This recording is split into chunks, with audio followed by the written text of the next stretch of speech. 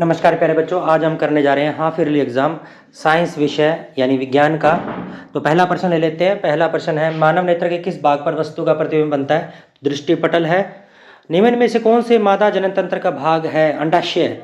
प्यारे बच्चों, जो बाकी ऑप्शन थे शुक्रवाहिका, शुक्राशय वगैरह, वो पुरुष जनन तंत्र का भाग है और मादा जनन का तंत्र का भाग अंडाशय, जिसमें अंडे का निर्माण होता है। अगले प्रश्न पर चल पड़ते हैं। तीसरा, CaOCl2 का प्रचलित नाम क्या है? बच्चों, ये व्यंजक चूर्ण है। कई बार पेपर में व्यंजक चूर्ण का फार्मूला भी पूछा जा सकता है। तो फार्मूला है कैल्शियम Ca, कैल्शियम ऑक्सीक्लोराइड है ये हमारे पास में, और ये हमारे रंग काट यानी रंग को उड़ाने के अंदर, डाई इंडस्ट्री के अंदर यूज़ किया जाता है और पानी को शुद्ध करने के लिए भी इस्तेमाल किया जाता है। स्वच्छ आकाश का नीला रंग क्यों दिखाई देता है? तो ये प्रकाश के प्रकीर्णन के कारण दिखाई देता है। ये 2 नंबर में भी आ सकता है और एक्सप्लेनेशन मैंने यहाँ पे दे रखी है। अगले प्रश्न की ओर जोड़ते हैं। प्लाज्मोडियम प्रोटोजोआ में अलैंगिक जनन कैसे होता है? तो वो बहुविखंडन से होता है। चिप्स के पैकेटों में नाइट्रोजन गैस भरी जाती है। शरीर का संतुलन बनाने का कार्य हमारे पश्च मस्तिष्क यानी पीछे वाले मस्तिष्क के अंदर जो अनुमस्तिष्क होता है वो काम करता है। तो ये 2 नंबर में भी क्वेश्चन आ सकता है कि अनुमस्तिष्क के क्या कार्य हैं। इस हिसाब से भी क्वेश्चन ये पूछा जा सकता है।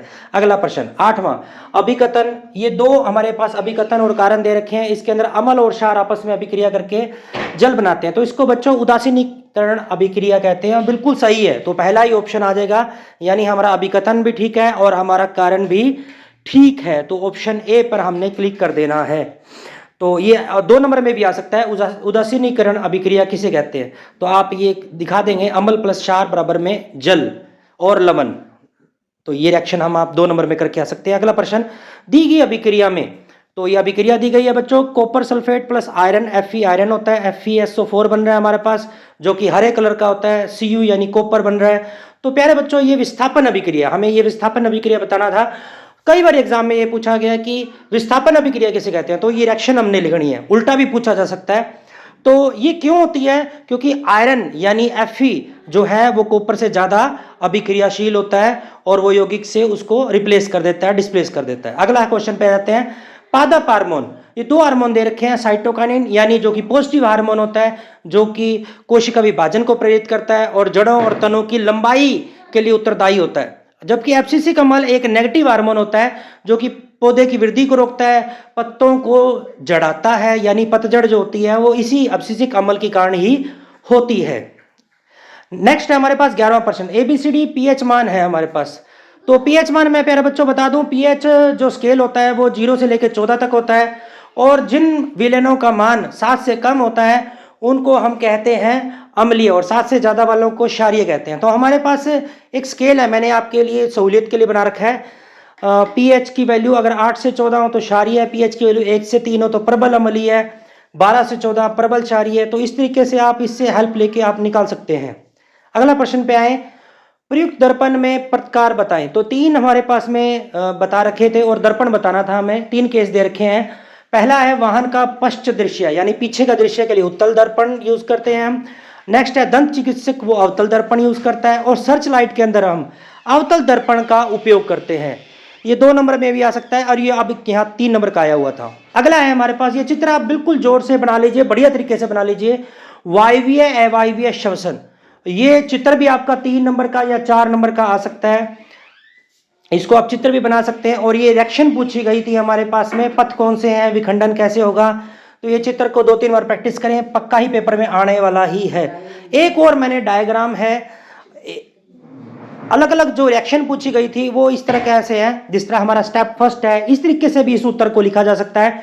वायवीय श्वसन में ग्लूकोज के विघटन का पथ क्या होता है? ग्लूकोज से पायरुवेट बनता है जिसके अंदर 3 कार्बन होते हैं, फिर उससे आगे कार्बन डाइऑक्साइड, जल प्लस ऊर्जा, और इसमें 38 एटीपी यानी एनर्जी करेंसी ऑफ सेल बोलते हैं। और अवायवीय के अंदर क्या होता है?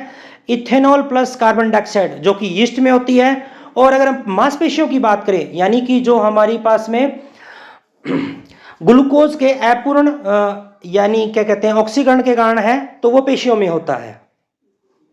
अगला है हमारे पास में 14वां प्रश्न आ जाता है। तो ये एक न्यूमेरिकल है, इसके अंदर हम पावर ऑफ लेंस यानी लेंस की क्षमता P बराबर में 1/f, f यहाँ पे फोकस दूरी है, इसका इस्तेमाल करके हम इसमें वैल्यू पुट करके हम निकाल सकते हैं।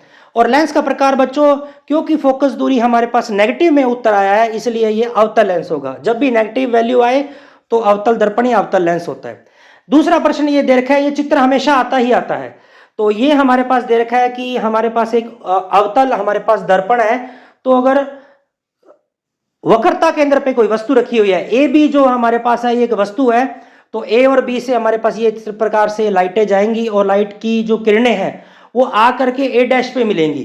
तो ये ए बी एक वस्तु है और इसका प्रतिबिंब आप देख पा रहे हैं ए डैश बी डैश में बनेगा, यानी उल्टा बनेगा तथा उल्टा बनेगा और वास्तविक बनेगा तथा ये वस्तु के आकार के बराबर बनेगा, यानी सेम साइज का बनेगा। और इस चित्र का आप भी प्रैक्टिस कर लें, 2-3 बार इसका डायग्राम को बना के देखें। और बच्चे अक्सर गलती करते हैं, इसमें एरो मार्क्स नहीं बना के आते, जिसके अंदर उनके मार्क्स कट जाते हैं। एफ मैं बता देता हूं, ये हमारा फोकल पॉइंट है, पी हमारा पोल है हमारे पास में, सी हमारा कर्वेचर यानी वक्रता केंद्र है, और ये अवतल दर्पण है हमारे पास में। और आपको पहले भी बता चुका हूं कि अवतल दर्पण का कहाँ उपयोग किया जाता है, यानी सौर भट्टी के अंदर इस्तेमाल किया जाता है। अगला प्रश्न पे आ जाते हैं, ऋतुस्राव क्यों होता है? ऋतुस्राव बच्चों इसलिए होता है क्योंकि अगर हर महीने एक अंड का निर्माण होता है, परंतु अगर उसका निषेचन नहीं होता है तो जो गर्भाशय की मोटी और स्पंजी जो परत है वो धीरे धीरे टूटकर म्यूकस और रक्त के रूप में योनि से बाहर निकल जाती है, और ये 2 से 8 दिनों तक चलता है। और ये जो साइकिल है ये हर 28 दिन बाद होता है, तो इसे ऋतुस्राव कहते हैं, जिसे पीरियड्स भी कहा जाता है। और ये हमारे पास में बहुत ही महत्वपूर्ण प्रश्न है जो कई बार पेपर में आया हुआ है। इसके बाद हमारे पास आ जाता है मादा जनन तंत्र का नामांकित चित्र बनाना है बच्चों। सबसे पहले आप मैं ले लेता हूं अंडाशय, जहां पे अभी पीछे प्रश्न में आया कि अंडाशय के अंदर अंड का निर्माण होता है और अंडवाहिका है उससे जुड़ी हुई, देन उसके बीच में हमारे पास में बीच में जो पोर्शन है गर्भाशय है, देन ग्रीवा है, और सबसे बाहर वाला पोर्शन हमारे पास में योनि है। तो इस प्रश्न के बारे में भी मैं कहूंगा कि आप इसको, बहुत ही इंपॉर्टेंट क्वेश्चन है, इसको 2 या 3 बार इसका फिगर बना के देख ले। पेंसिल से बनाना है, कोई रंग वगैरह भरने की आपको जरूरत नहीं है। अगला प्रश्न है 15वां, जो 5 नंबर का है, अलग अलग पार्ट्स में बांटा गया है। तो पहला है शुद्रांत, यानी हमारी छोटी आंत में वसा का पाचन कैसे होता है? तो वसा का पाचन बच्चों मेनली हमारा शुद्रांत में ही होता है, क्योंकि यकृत से हमारे निकलने वाला जो रस है, ये मैंने 2 तरीके से दे रखा है। यकृत से निकलने वाला हमारा जो जूस होता है, जिसे पित्तरस बोलते हैं, बाइल जूस बोलते हैं, वो वसा के बड़ी बड़ी गोलिकाओं को छोटी छोटी गोलिकाओं में तोड़ देता है, जिसे इमल्सिफिकेशन कहते हैं। और दूसरा फिर पैनक्रियाज यानी अग्नाशय में से निकलने वाला हमारा लाइपेज एंजाइम जो है वो वसा को फैटी एसिड और ग्लिसरॉल में बदल देता है। तो ये सारी प्रक्रिया हमारी छोटी आंत यानी शुद्रांत में होती है। तो और बाद में जो भी हमारे पास में पोषक तत्व निकलते हैं वो शुद्रांत के अंदर दीर्घरोम होते हैं, उन द्वारा अवशोषित कर लिए जाते हैं। तो ये 3 चरण मेनली होते हैं। तो सबसे पहला इमल्सीकरण कह देते हैं, इमल्सिफिकेशन कह देते हैं, और दूसरा हमारे पास में उसका एंजाइमिक रिएक्शन हो जाता है, लाइपेज में से हो सकता है, और तीसरा अवशोषण यानी जो दीर्घरोम है हमारे पास में शुद्रांत के अंदर वहां हो जाता है। हमारा अगला प्रश्न है मानव हृदय का चित्र बनाकर विभिन्न भागों को दर्शाइए। तो ये हमारे पास मानव हृदय है और रंगीन चित्र दे रखा है। ये ब्लू दिखाता है कि इसमें विअक्सीकृत रक्त है, यानी इसमें ऑक्सीजन नहीं है, और जो रेड हिस्सा है वो दिखा रहा है कि इसमें ऑक्सीजन है। बच्चों तीर के निशान बनाने जरूरी है, कहां से रक्त आ रहा है कहां से जा रहा है वो बताना बहुत जरूरी है। कई बार तीर के निशान और वाल्व नहीं बनाते तो इसकी वजह से नंबर कट जाते हैं। तो शरीर के ऊपर से हिस्से से और निचले हिस्से से आ रहा है, और जो बाहर जा रहा है वो महाधमनी से निकल के जा रहा है, इसकी प्रैक्टिस कीजिए। नेक्स्ट क्वेश्चन है प्रतिवृत्ति क्रिया। प्रतिवृत्ति क्रिया बच्चों, जब भी हम किसी गर्म वस्तु को हाथ लगाते हैं तो हमारा हाथ पीछे हट जाता है, तो ये हमारी पास में अनैच्छिक क्रिया होती है, और इसका नियंत्रण के अंदर हमारे दिमाग में नहीं होता, हमारी मेरुरज्जु जो स्पाइनल कॉर्ड में होती है वहां पे होता है। तो बिना दिमाग लगाए हमारा हाथ पीछे हट जाता है, तो ये हमारी प्रतिवृत्ति क्रिया यानी रिफ्लेक्स एक्शन बोलते हैं।